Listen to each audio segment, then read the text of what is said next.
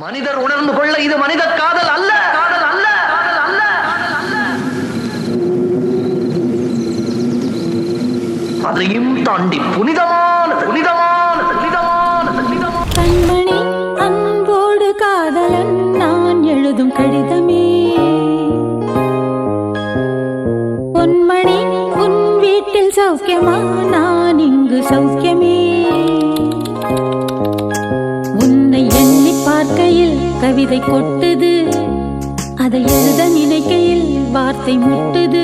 ஓஹோ கண்மணி அன்போடு காதலன் நான் எழுதும் கடிதமே.